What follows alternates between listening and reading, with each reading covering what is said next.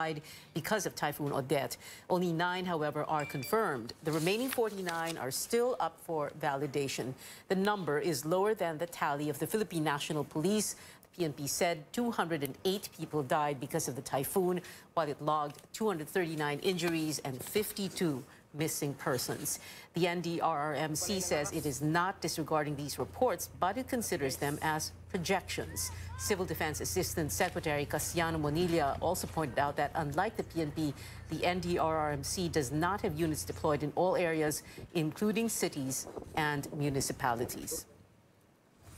In Negros Oriental, local officials fear the casualty count could still climb as there are still a number of people missing. Just this morning, Coast Guard officials recovered 4 more bodies in Bae City, about 46 kilometers north of the provincial capital, Dumaguete City. They said the bodies were found in mangrove areas.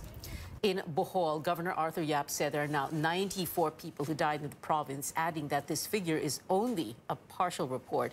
And in Cebu, at least 76 are reported dead in the entire island, while one town remains isolated 4 days after being ravaged by Typhoon Odette. Nearly 88,000 people across southern Leyte suffered from the typhoon. That's according to regional disaster management officials. Local authorities and people there are appealing for more assistance. Wilmark Amazona joins us on the line for more details. Wilmark, go ahead. Pia, people in Leyte are beginning to pick the pieces. In Cahagnaan village in Matalom, more than 200 people lost their houses to destructive winds. The town was in the path of Typhoon Odette. More than 40 people are still staying in evacuation centers. Some also lost their source of livelihood. Officials are appealing for supply of potable water. People in Matalom and the neighboring towns of Bato and Hilongos have received relief packs. Local officials have also sent help to southern Leyte and some towns in Leyte. In particular, non-food items like hygiene kits, equipment, and personnel were sent to Maasin City. There are reports of 21 deaths and 11 missing people in southern Leyte, but these are still subject to verification. Local officials and the military are calling for donations and volunteers to help in the recovery and rehabilitation work in southern Leyte. Back to you, Pia. Wilmark Amazona there reporting. Power and communication lines remain cut in some typhoon-hit areas, so survivors in Dinagat Islands are writing letters instead to let their families know they're safe. These are just some of the letters posted by Governor Kaka Bagao. Bagao says many people are asking for updates and information about the relatives, so she asked locals to write letters. Most of the letters read that their homes have been damaged, but that they're happy to be alive. One even wrote her sister saying, quote, "Our houses are roofless, but we are not hopeless." To help motorists reeling from the typhoon's impact, some fuel firms spare several Visayas and Mindanao areas from the price hike set to take effect tomorrow. Phoenix Petroleum says it will not increase pump prices in typhoon-hit provinces. There will be no changes as well in the fuel prices of Caltex in Odette-hit areas, including Cebu, Bohol, Surigao, Palawan, and Coronadal. Meanwhile, Sea Oil will not impose price adjustments in areas under a state of calamity. Sea Oil will also offer discounts in its 97 stations in the Visayas and Mindanao. 4 peso per liter discount for gasoline and 2 pesos per liter for diesel. This will be available beginning today until December 31st. Meanwhile, Pag-asa is keeping an eye on a low-pressure area right on the heels of Odette. Forecasters last spotted the weather disturbance east of Mindanao. They say it has a slim chance of developing into a typhoon, but it may bring rains in the southern part of the country on Christmas Day. Meantime, back here in Metro Manila, 4 policemen in Taguig City and their cohort face charges for a robbery that took place in Pasig City on Saturday. All are under the custody of the Pasig City Police, who are still searching for 2 other suspects. Authorities say a Japanese national and his Filipino partner were held at gunpoint in their home in Barangay Capitolio, where the suspect stole 30 million pesos in cash and a mobile phone. A shootout took place after they fled, leading to the death of one suspect, while another was injured. Coming up on Newsnight, officials want vaccine rollouts ramped up as the country detects its 3rd Omicron case. More when we return.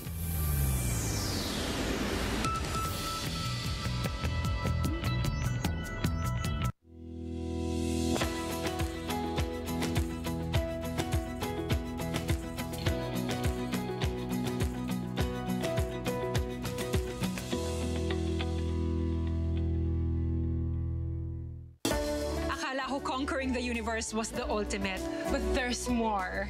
Dahil tinawag ho ako ng Panginoon for a major purpose. To guide the youth, help communities, and to bring others closer to Him. Kaya I take care of my health through proper diet, exercise, and MX3 capsule. I am ready to serve. Kasi para sa Panginoon, hindi lang ako 4th runner-up. First place ako sa puso niya. Mahalagang paalala, ang MX3 capsule ay hindi gamot at hindi dapat gamitin panggamot sa anumang uri ng sakit.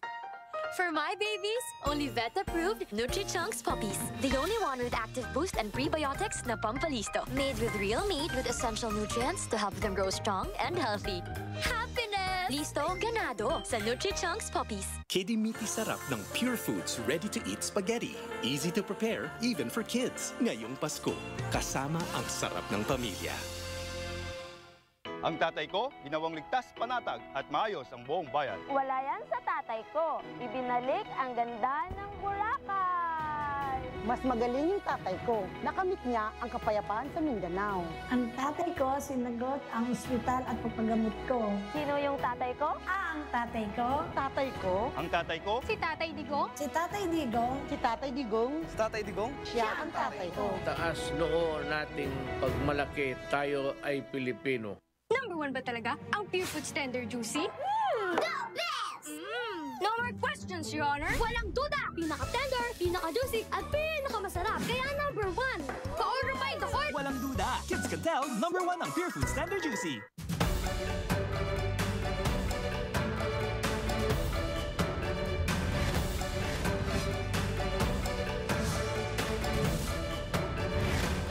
Pagpapamalas ng malasakit, tapang at kabayanihan sa pagharap sa anumang pagsubok ng buhay. Yan ang mga taong kikilalanin natin sa ika-4 na taon ng Ginebra Ako Awards. Kabutihan ng puso at pagmamahal sa namayapang anak ang inspirasyon ng mag-asawang doktor na si George at Glenda sa pagpapatuloy sa kanilang advokasya. Tunay na ganado at may bagong tapang na lumalaban ang mag-asawang ito sa pagtulong sa kapwa. Mang Nardo was the Mang Tataho in our village. One weekend, Benjamin had noticed when he had gone out to see Mang Nardo, he saw that he had wounds on his shin. And Mang Nardo said because he didn't have any bike pedals anymore. Until he had bought the pedals already, because he gave it to Mang Nardo. Nung nalaman ko po na isa ako sa nakuha nila, sobra puntuan namin mag-asawa. Dati na mamasaya ko, yung 60 pesos na idadagdag na sa pambili namin ng gastusin sa bahay. Kaya sobrang nakaaluan po kami. Uwian po ako mula Taytay hanggang Muntinlupa. Kailangan ko magtrabaho kasi po kung hindi ako magtrabaho at yung dahilan lang ng bisikleta po yung nasiraan, malaking kabawasan po. Mabutit na isali po ako ng aking anak dito sa programang ito. Kuminsan lang papaiyak ako dahil sa yung bisikleta ko talaga na bulok-bulok na, napalitan po ng bago. Everybody who met Ben from the time that he was a young boy, they always said he was an old soul in a young boy's body. He was very kind. When he passed away, that's when we realized that he had helped so many people. And that was one of the things that drove us to continue being kind to people. At first it was the Benjamin Canlas Foundation, but there was something that just told me it had to say courage to be kind. We came together and we wanted to do something that we can continue that would be of significance during the time of the pandemic. Actually, ang sabi namin, let's be kind to people who are not seen. Our message was, we see you, we appreciate you, somebody cares. It was Ben's passing that brought us to this mission. Kindness is possible. Kindness is the way forward for everyone. Thank you for the Ginebra Ako Award. It means so much to us that we're recognized in our efforts, and hopefully by the recognition, it inspires others to be kind. Paghanga para sa inyo, Dr. George and Glenda Canlas, sa patuloy na pagiging ganado at pagpapamalas ng bagong tapang, sa pagtupad ng adhikain na nasimula ng inyong napakabuting anak. Congratulations po! Kahanga-hanga ang inyong ginagawa para sa ating mga kababayan. Mabuhay kayo, Dr. George at Dr. Glenda. Hangad namin na marami pang Pilipinong nangangailangan ang inyong matutulungan, hatid ng inyong bagong tapang. Ako po si Pauline Verzosa at ito ang ika-4 na taon ng Ginebra Ako Awards. Tumitindi ang bagong tapang ng One Ginebra Nation.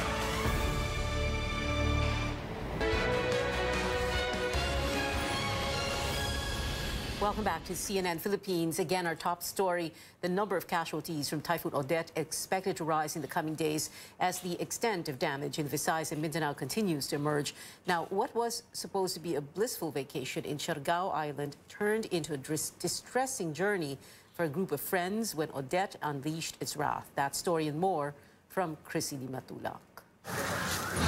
Michelle Maliksi and her friends went to Siargao Island on December 12 for that much-needed break from Manila. It was the perfect rest and recreation away from home for the first few days, but it would be a harrowing ordeal in the next.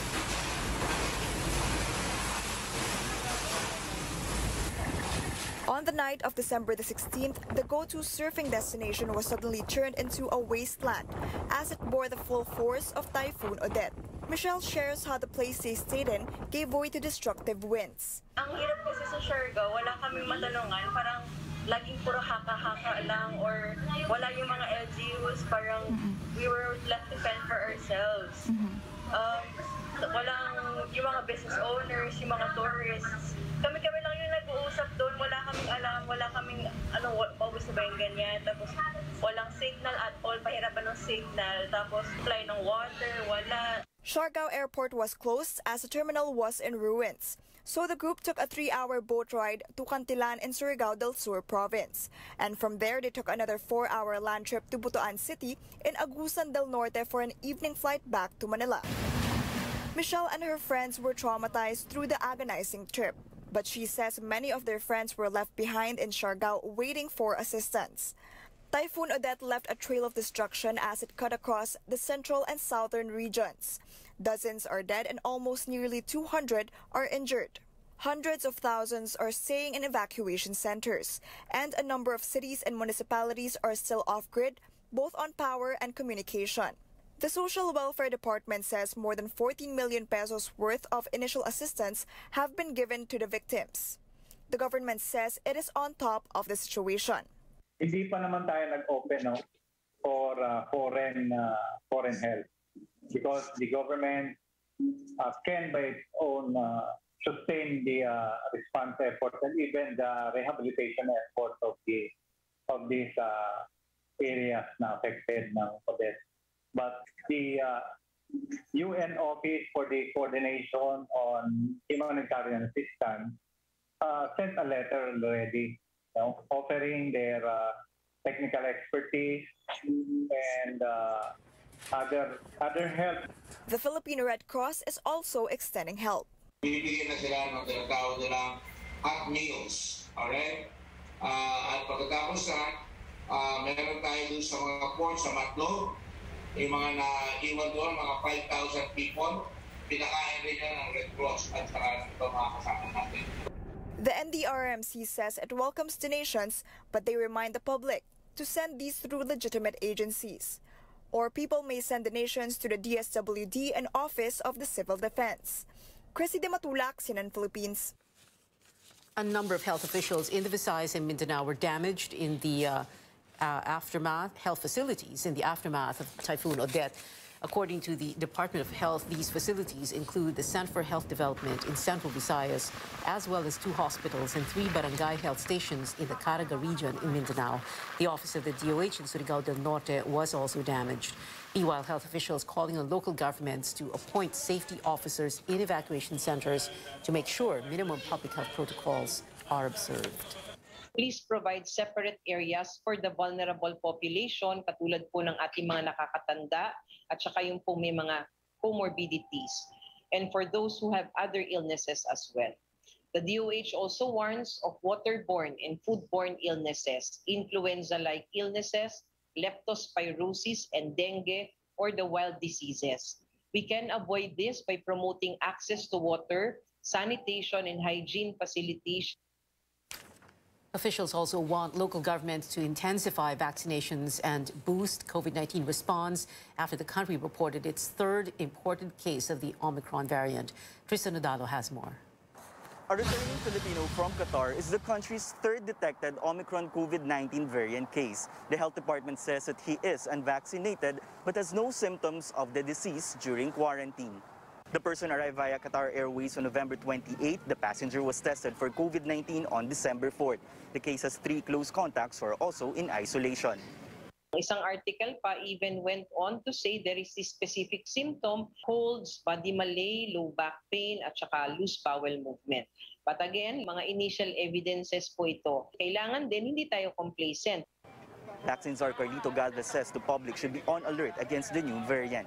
He adds public cooperation is needed so that the healthcare system will not be overwhelmed again. Mukhang ina-underestimate natin ang Omicron. There is a possibility na talagang tataas din yung deaths at saka yung hospitalization at saka yung severe cases considering that ma-overwhelm ang mga health services natin. Dapat mag-prepare tayo yung response natin in scale, meaning i-double up natin. Tingnan natin yung ating mga quarantine facilities. Tingnan natin yung ating mga hospital. Tingnan natin din yung mga tinatawag natin yung paano natin gagawin yung ating mga healthcare workers. While the government is on alert against the possible spread of the new variant, Galvez says it's status quo on the alert level and restrictions. Officials add vaccination activity should further step up. From 7 million target vaccinees for the second round of Bayanihan Bakunahan, the government has so far inoculated 2.5 million. Assessment is still ongoing on the impact of Typhoon Odette on the vaccine supplies in the Visayas and Mindanao. So far, 600 doses of Pfizer vaccines have been reportedly compromised from the typhoon. The government is also eyeing vaccination in evacuation centers. Tristan Udalo, CNN Philippines. Over 600 local governments in Mimaropa and Caraga regions, as well as in Western, Eastern, and Central Visayas, canceled vaccine rollouts because of the typhoon. Still on Newsnight, the latest Spider-Man movie smashes the record for the third biggest opening in box office history. We'll have more of that when we return. Stay tuned.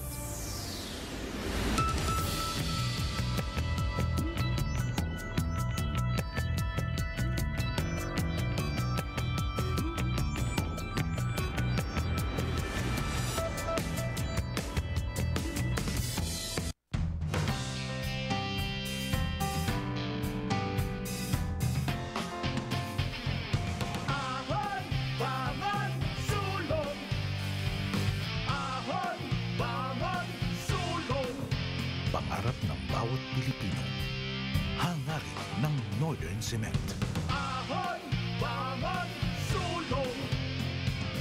Pinalaki ng Northern Cement ang kapasidad ng kanilang planta para steady ang supply ng sementong tigasin. Northern Cement Max Plus, Supreme at Max Pro. Ahon, bangon, sulong! Love is all about time. Di minamadali ang pagpapasarap. Like the love in every Pure Foods ready-to-eat. Slow-cooked and ready in 8 minutes. Para may time ka sa mga mahal mo. Because love takes time. Wala kayo sa tatay ko. Kinuwang libre ang pag-aaral ko sa kolehiyo. Ang tatay ko, namigay ng libreng irigasyon. Wala sa tatay ko. Mga tulay, kalsada at infrastruktura. Yun ang pinagawa nun. Ang tatay ko sinagot ang ospital at pagpagamot ko. Sino yung tatay ko? Yung tatay ko? Yung tatay ko? Ang tatay ko? Si Tatay Digong? Si Tatay Digong? Si Tatay Digong? Si Tatay Digong? Siya ang tatay ko. Mabuhay ang malayang Pilipinas. May pagbabago man sa dekorasyon, sa pangangaroling, at sa simoy ng selebrasyon. Ang maiiwan na damang-dama ay sarap ng Pasko na buong-buo. Sarap na hatid ng Pure Foods Noche Buena. Sarap na dala ng pamilyang bumubuo sa Pasko. Buong Pasko sa Paskong Pure Foods. Uy! Salamat! Nagyaya ka na uli! Salamat! Nicor Valley lifted! Salamat! May bago tayong tropa! Salamat! Tayo ay buhay pa!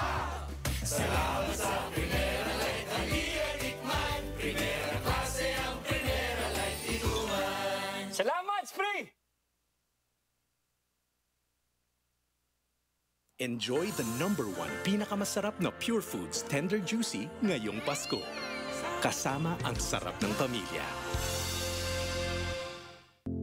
Sa pagbangon ng mga Pilipino, saludo ako sa mga taong patuloy na humaharap sa hamon ng pagbabago. Bilang isang ina, handa akong gawin ang lahat para sa kaligtasan ng aking mga anak. Pandemya man, tuloy pa rin ang serbisyo para malinis ang kapaligiran. Serbisyong publiko para sa kaligtasan ng lahat. Sa panahon ng krisis, ikaw, ako, magtulungan tayo. Saludo ako sa Pilipino.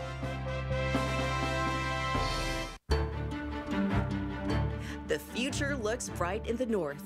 Come December 2022, the Metro Rail Transit Line 7 is aimed to be completed by SMC Infrastructure, also known as MRT Line 7 or MRT7.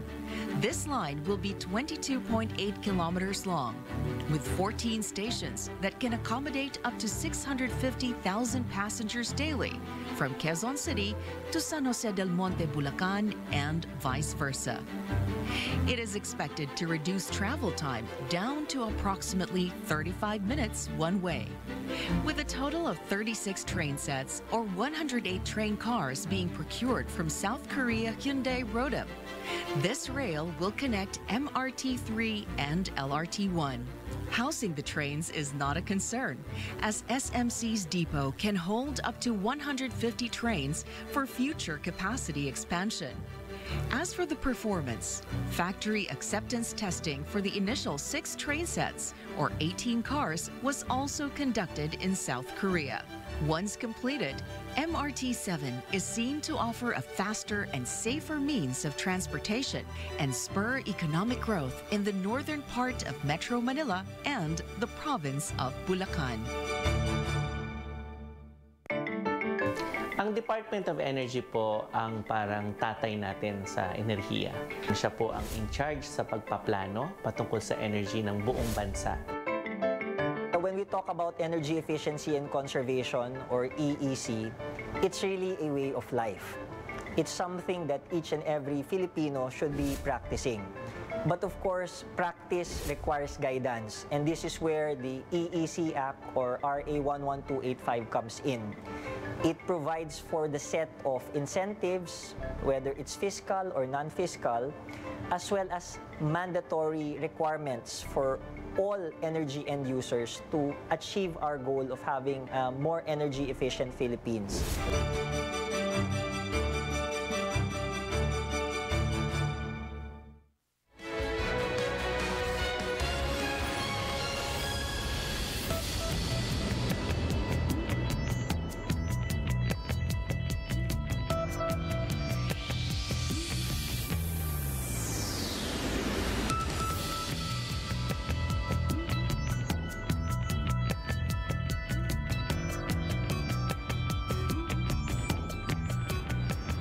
Welcome back. All the biggest news stories of the year, from politics to pageants to sports. That's what we're bringing you for Rewind 2021, the CNN Philippines year-end special with Menchu Macapagal and our correspondents. Tune in on Wednesday, December 22nd at 8 p.m. only here on CNN Philippines.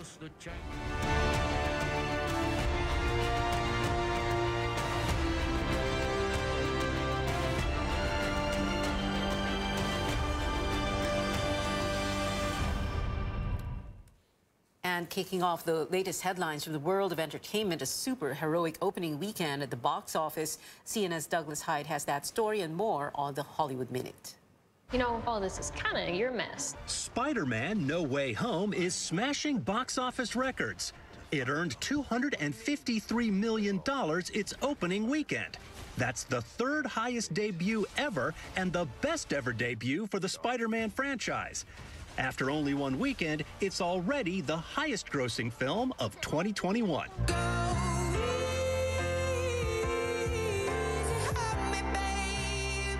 Adele's 30 is #1 on the Billboard 200 albums chart for the 4th consecutive week. Taylor Swift was the last female artist to have an album top the chart that long, all the way back in August of 2020.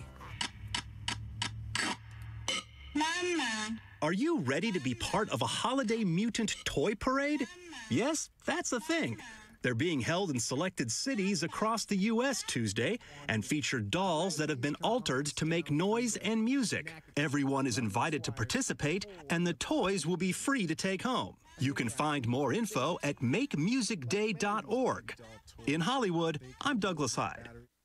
5 more days before Christmas, and that is it for now. Join me again on News.ph at 7 p.m. I'm Pia Hontiveros for Newsnight, where we go above and beyond the headlines.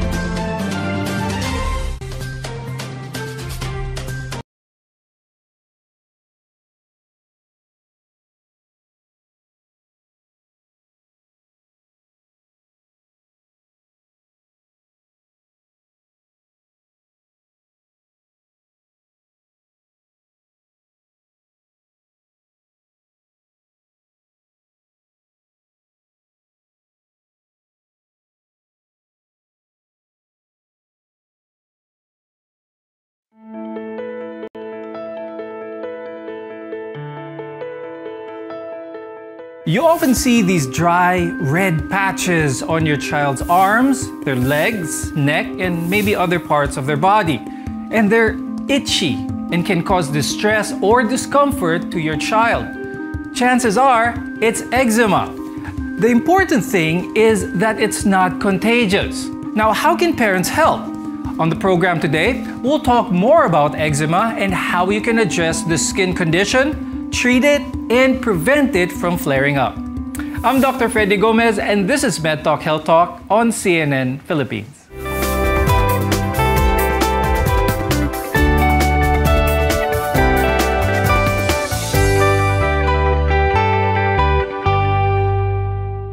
If you notice your child has dry, red, and bumpy patches on their skin, he or she may have a condition called eczema. Now, our guests are here today to tell us more about this condition. With us is Dr. Zarina Chavez. She's a dermatologist from the Medical City and the Rizal Medical Center. Also with us is Dr. Camilla Faye Ramirez Tuazon, who's a pediatric dermatologist from National Children's Hospital. Now, eczema belongs to an umbrella topic of atopic dermatitis, and most people develop this common condition as infants as well as toddlers, and the risk may start to drop off by the time they reach adulthood. Now, Dr. Chai, what are the main causes for this kaya para ma-aware ang ating mga viewers? So, atopic eczema is actually a multifactorial condition, meaning there is no single cause that leads to the disease, although instead there are several factors which come into play. So this includes genetic predisposition. So there's also the defects in skin barrier. Our immunity also plays a role, as well as environmental triggers. Now, there are some risk factors. Of course, a lot of parents might want to know about the risk factors that make a child more vulnerable to this condition. Dr. Camille, let me ask you on this part, what are some of these risk factors na pwedeng present? So as mentioned a while ago, atopic dermatitis or atopic eczema is actually a complex interplay of your genetic predisposition, environmental factors, integrity of your skin barrier, and even one skin microbiome. So 10 to 30% of atopic eczema patients, usually they have filaggrin mutation. That's the one responsible in holding on the integrity of our skin barrier. So that's one risk factor if they do have that mutation. Environmental triggers such as your irritants, allergens, microbes, and even mechanical injury. These are all some of the triggering factors that can help in the development of eczema in children. Now, the constant itching, redness, and bumpy skin can be frustrating for both the child as well as the parent. And understanding all of this and the warning signs can help you get the care needed as soon as possible. Now, we mentioned a few symptoms earlier, but let's concentrate on infants for the time being. Dr. Camille, what does this condition look like in infants? And infants actually, it's more of the extensor surfaces that is actually, they do have lesions on the cheeks, the extensor surfaces, so that's how they look like. It's more crusty, sometimes it's more excoriated. And as mentioned a while ago, that they do drool, especially when they're starting to yung feeding nila. So sometimes you see it around the perioral area. So you see red, scaly, thin patches on the extensor surfaces, mostly also on the cheeks. Now, Dr. Chai, when it comes to eczema, meron ba tong mild, moderate, severe when it comes to it presenting to the child? Meaning, could some of the symptoms be so mild na baka hindi mapansin ng parent na eczema na pala to? Yes, that's correct. Some patients will just present with dry skin and very itchy skin without overt appearance of rashes. So those patients will not really complain or go to the clinic. But sometimes when they go for other reasons for consult, they say that, Doc, I noticed medyo dry yung balat ng patient or nung anak ko. In today's reality, the constant hand washing and use of alcohols or sanitizers have become some of the triggers for breakouts of eczema. Now, Dr. Camille, could you tell us more about this? Meron bang option para sa mga bata na sensitive, nagkakaroon ng eczema when it comes to hand washing soap, sanitizers, alcohol, and things like that? I think nowadays it's really still important that we tell them or we still educate kids to do hand hygiene. So, however, they're very sensitive when it comes to the ones they're using, especially those with fragrance. So maybe what we can do is to give them those synthetic detergents like those mild cleansers without fragrance and also less ingredients. And right after, we can tell them or also help them in applying their emollients or moisturizers every after hand washing so that they can also prevent having eczema on their hands or they can prevent having hand dermatitis. Now, the itchy, dry, sensitive skin characterized by eczema can be mistaken for psoriasis or other skin conditions. We'll discuss how to tell them apart when we return. So stay with us on MedTalk Health Talk, only on CNN Philippines.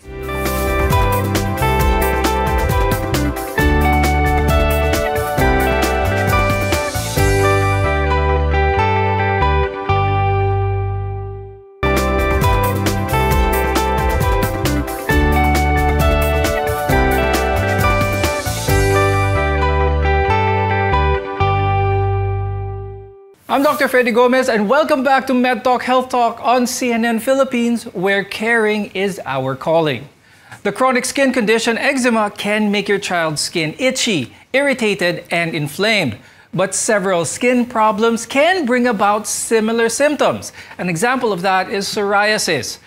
Dr. Chai, what are some of the symptoms of psoriasis that may be similar to eczema, and how can mothers or parents tell them apart? Psoriasis is also an inflammatory skin condition or an immune condition, but usually the lesions of psoriasis are thicker rashes and the scales are also very thick. So we usually see this on areas which are frequently exposed to trauma, such as the outer sides of the arms, the knees, the elbows, and also on the scalp. Also with psoriasis, there's frequently involvement also of the nails. So we see some findings in the nails. Now, specific tests to diagnose eczema are still unclear. Dr. Chai, could you share your knowledge on how does a dermatologist arrive at the proper diagnosis of eczema? Meron bang specific test para dito? Okay, so there is no specific laboratory test to diagnose eczema. It is actually diagnosed clinically. So we ask about symptoms of itching, about the course of the disease, whether it's recurrent. We also ask if there are members of the family with atopic conditions such as eczema, allergic rhinitis, and asthma. And then we look at the appearance and location of the rashes. Now, while a cure is not the main focus of this, there are many things that you can do to reduce the symptoms and prevent flare-ups. And as we mentioned earlier, most children don't carry this condition throughout adulthood. Now, one of the things that your doctor might recommend is to avoid foods that can cause inflammation or that can be a trigger for eczema. Dr. Chai, what should be eliminated from a child's diet that may be a trigger for eczema? So usually we don't really recommend elimination diet if we do not prove that it causes flares of eczema, because we don't want to hinder them from getting the nutrition from food. So it's not a routine for us to recommend elimination diet in patients with atopic eczema. But if proven, some which can trigger atopic eczema are eggs, nuts, those foods. Now, Dr. Camille, pagdating naman sa mga triggers, what should parents be aware of or so that they could be avoided that may be a trigger for eczema? Those that we do or we buy from the market, let's make sure that all we're using are mild products, non-fragrance, less ingredients as much as possible, plain as much as possible. Also, the detergents that we're using, we are advocating to do double or triple rinsing because it might also trigger their eczemas. Make sure also all the things they're wearing, mostly we can tell parents to wear cotton clothes and also their daily activities, and we have to tell them to have a good hygiene, give them daily baths because, as I've said earlier, sweat can trigger their eczema. Now, Dr. Camille, I'd like to ask, is stress a contributory factor? Pwede ba mag-trigger ang eczema ng isang bata due to stress? And if so, paano kaya ma-manage ito ng isang parent? Yes, stress can really trigger ED, especially now they're doing homeschooling, like online classes. But what we do, and lately also guidelines do, or most of the studies would recommend multidisciplinary approach, and that is integrating like some psychological assessment during their clinic visits. We can do cognitive behavioral therapy to these kids, and also teach them to do some relaxation techniques whenever they have the urge to scratch. And then when they tend to be itchy, because stress really triggers itch, because somehow they do have the same pathway.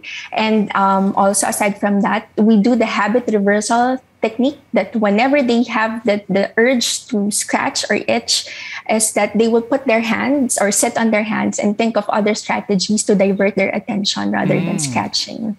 Now, we often see certain parts of the body where eczema is more pronounced. So this is the neck, the back of the elbows, even the back of the knees.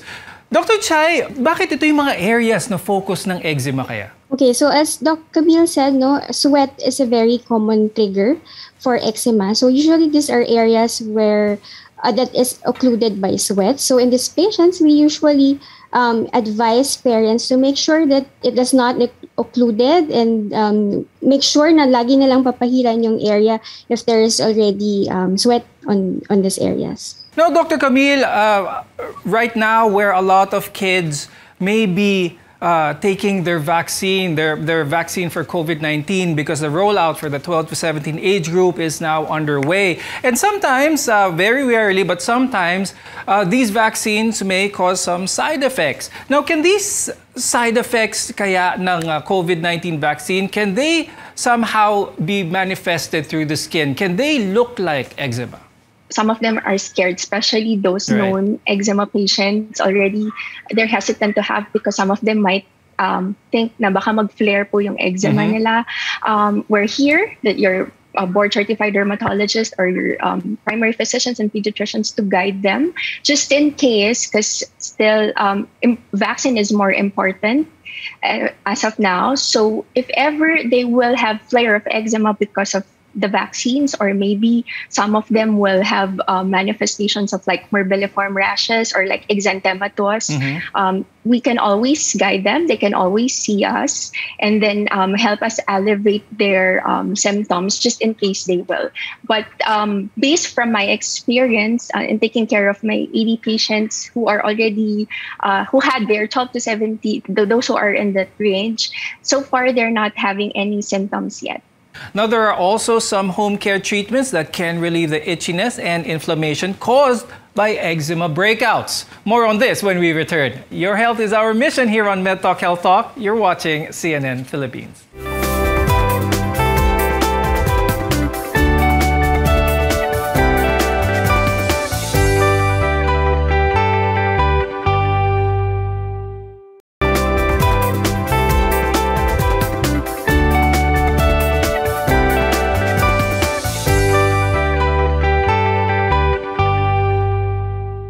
I'm Dr. Freddy Gomez, and this is MedTalk Health Talk, your partner in healthcare. If your child is living with eczema, its symptoms could be affecting his or her quality of sleep, not to mention your own. The good news is there are many home treatments and medications available that can help prevent flare-ups. First of all, Dr. Camille, when it comes to home remedies, is this something that dermatologists would recommend? Is this something that is, for the most part, safe to use? And if so, what are some of these home treatments for children with eczema that is safe and recommended by the dermatologist to use? So in treating eczema, we have actually basic management. That's giving them baths, giving them daily moisturizers, and avoiding triggers. As home remedy, I recommend also sometimes to those who can do it, to do dilute bleach bath. That's a home remedy. So what you do is you get a half teaspoon of your common household bleach bath and dilute it in 1 gallon of water, or to those with bathtubs, you get a half cup of a common household bleach bath and dilute it there with a bathtub full of water. Ask them to leave it to their skin for 5 to 10 minutes and then rinse it, and then repeat it twice weekly just to avoid having skin infection. Early on the show, we talked about foods that should be avoided. Now I'd like to ask Dr. Chai, are there foods that can help reduce the inflammation caused by eczema? While anti-inflammatory diet is not yet routinely recommended in patients with atopic eczema, there are foods which can help reduce inflammation. And these are the foods that we generally regard as healthy foods, so which include fatty fish such as salmon, tuna, mackerel, also green leafy vegetables and tomatoes,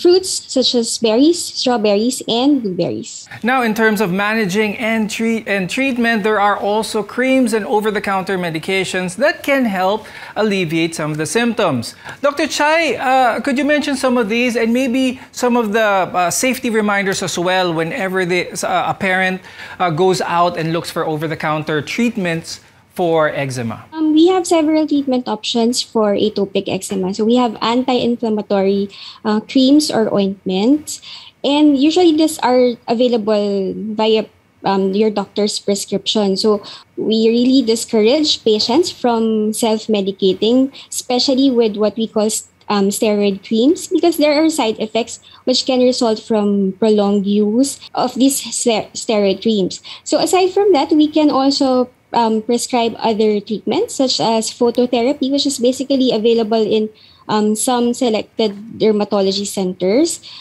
This is just exposure to a certain wavelength of UV light. And then for those who have severe and unresponsive eczema, we can also prescribe tablets. Again, these are available through your doctor's prescription. What should the parent of a child do kapag napansin niyang parang hindi gumagaling yung mga simptomas with the medication? First, the parents should be able to identify triggers, because avoidance of triggers of eczema are very important in the management of these conditions. Also, if it doesn't improve with what was given to you by your doctor, then maybe it's about time to follow up with the doctor, because there are also other treatment options that we can give for these patients. Now, eczema can also affect a child's self-confidence as well as their mental well-being. Because of the redness and inflammation, a child can get very self-conscious, and other kids might not also understand this condition and might react to it harshly or even negatively. Dr. Camille, do you have any tips for parents to help their children deal with these effects? Check on them all the time. Tell them that even if it's hard to treat, there are some things that we can do to alleviate their symptoms, and also to reduce their anxiety, make sure also to give them proper education, and just sometimes listening to all of them when they visit the clinic is all that matters. So sometimes just show them that you're there for them to this in this journey. And with that, I'd like to thank dermatologists Dr. Zarina Chavez and Dr. Camille Faye Tuazon for sharing with us your very important insights. Marami pong salamat sa inyo. I'm Dr. Freddy Gomez, and thank you for watching MedTalk Health Talk on CNN Philippines. We'll see you again next time.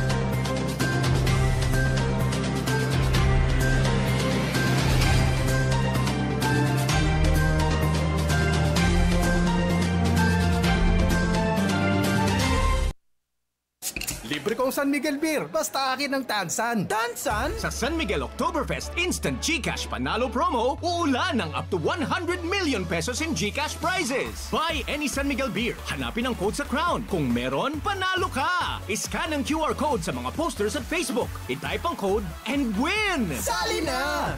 Available in areas where allowed. See posters for full details. Promo runs from September 1 to December 31, 2021. Per DOH FDA CFR permit number 0424 series of 2021. Drink responsibly. RPN Regional AM radio stations nationwide welcomes CNN Philippines, a first on radio. To bring you the latest news you can use, news you can trust. Listen to Newsnight, weekdays, 6 p.m. We now go above and beyond the headlines. Followed by MedTalk Health Talk. We'll talk about how to keep ourselves healthy during the pandemic. Politics as usual. Our guests for tonight, two political science professors. Up close and more. Catch CNN Philippines in all RPN AM radio stations. Weekdays, 6 to 7 p.m.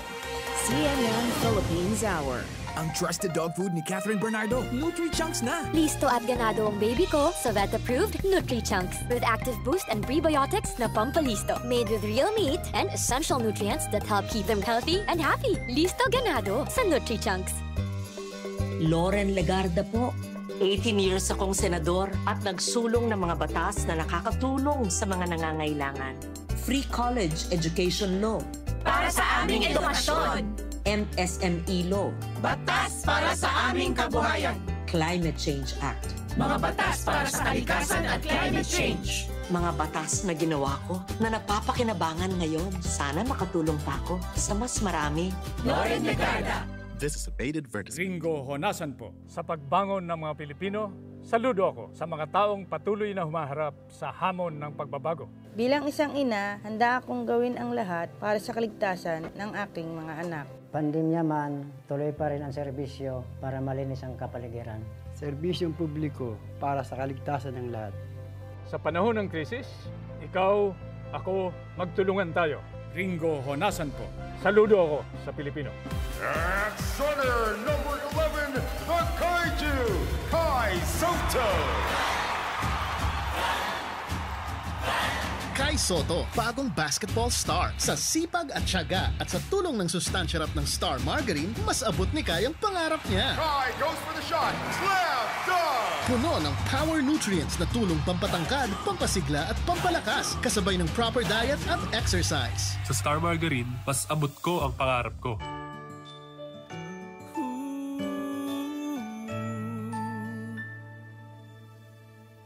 Namamasko, suot ang mask ko, nakasanitize na ang kamay.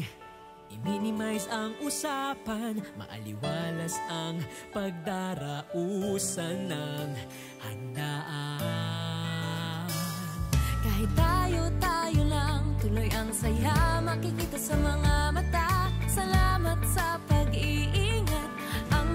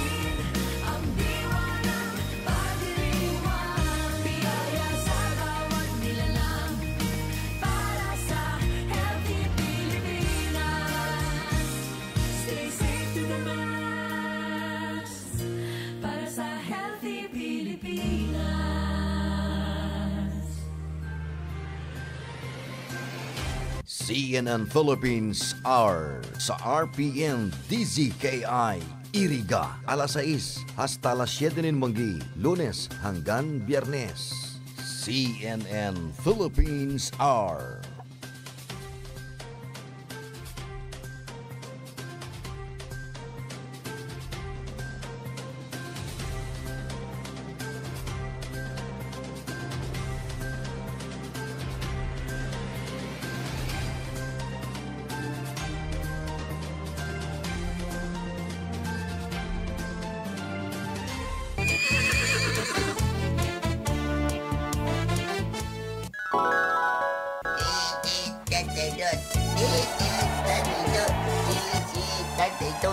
Ay, Insyo, madya daw digdi. Kaki-aki mo pa nag-aadal ka ng magkwiting.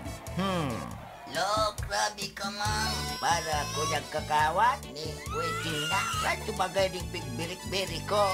13, 32, 32, 32. Ang DZKI. Yung pala dyan. At ang DZKI, uno ka. At ang kwiting naman. Ay, iyo pala diyan ang sinasabi mo. No problem. Aw, iyo ba kain nung diyan digdi sa iriga, DZKI-IRIGA. Kunyan, radyo, ronda. Anong kunyan? Ay, lo. Ako na music. Ako na music. May balita na. May music pa. Aw, iyo. Abet daw. Biri ka na. Ta, AM agkuman palan music. Simply the best. Ala, kusog-kusog ka. Sige, pakusog ka. Amo talaga. Agko na music. 32. Ay, nako. Pwede man, ano? Minso, pwede.